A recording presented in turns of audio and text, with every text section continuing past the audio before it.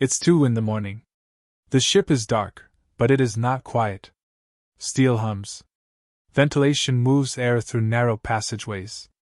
Somewhere below deck, a sailor is staring at a screen, watching numbers that cannot be allowed to drift. In the Navy, you learn this early. The ocean does not care how tired you are. And the ship only stays safe if the chain of responsibility holds. This is your life at every rank in the Navy.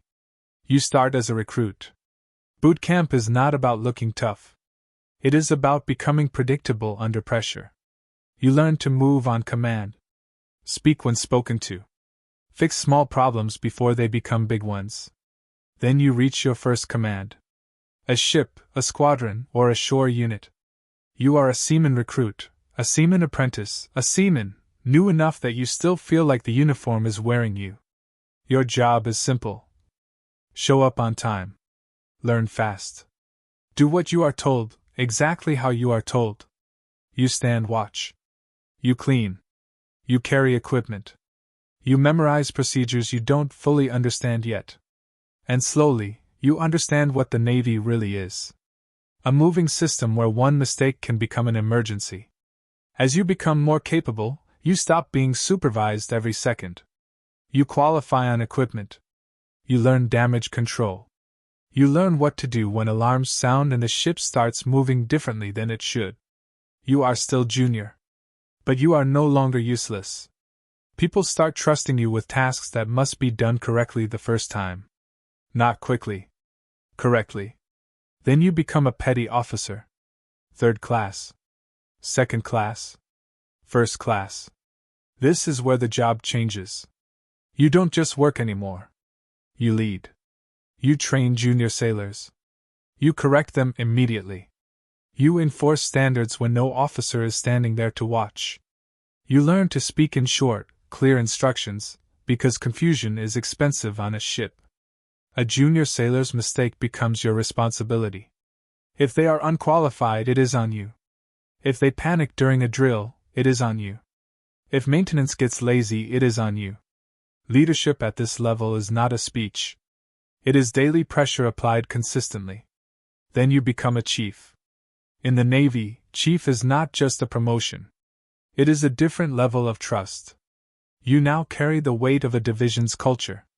You are the person junior sailors listen to even when they pretend they are not listening. You solve problems before they reach the officer chain. You keep standards from slipping. You stop small negligence from becoming normal. Because normal is how ships get damaged. As a chief, your authority is real, but it is not loud. It is proven. As you rise into senior chief and master chief, the scale expands. You're not managing one team. You're shaping an entire command's discipline and readiness. You deal with training gaps, morale issues, fatigue, accountability. You learn that a ship can fail without ever seeing an enemy, just through complacency. And your job is to prevent complacency. Quietly. Constantly. The officer path begins differently. A new ensign arrives with authority on paper and responsibility in reality. You are placed in charge of a division. You learn your warfare area. You qualify for watch stations where your decisions affect navigation, safety, and operations. You learn to speak clearly even when you're still learning, because hesitation travels fast through a watch team. As you rise, lieutenant junior grade, lieutenant, you become more competent, but the job becomes heavier. You stop focusing on one task. You start managing systems, people, equipment, risk. As a lieutenant commander and commander, your scope widens again. You may become a department head or an executive officer.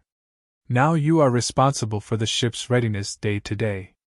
Training plans, inspections, safety culture, operational performance.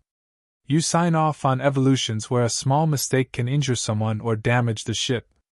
At this level, you don't get the luxury of pretending not to know. You are expected to know. Then you reach command. Captain. Commanding officer. This is where rank stops feeling like a career ladder and starts feeling like total ownership. The ship's mission is yours. The ship's safety is yours. The crew's performance reflects on you. You make decisions with incomplete information because the ocean never gives complete information. You decide when to push harder and when to slow down. When to accept risk and when to eliminate it. When to act and when to wait. From the outside, command looks like authority. From the inside, it looks like being accountable for everything that happens on steel surrounded by water.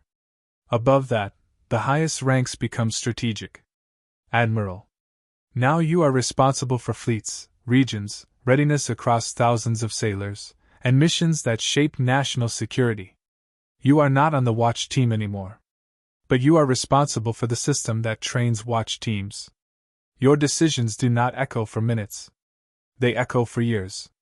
Somewhere tonight, a junior sailor is standing watch, fighting sleep, doing one job correctly so the ship stays safe.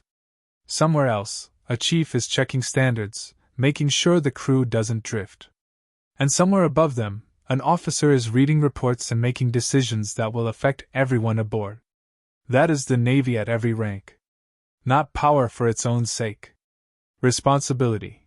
Passed down a chain that has to hold, because the ocean never stops testing it.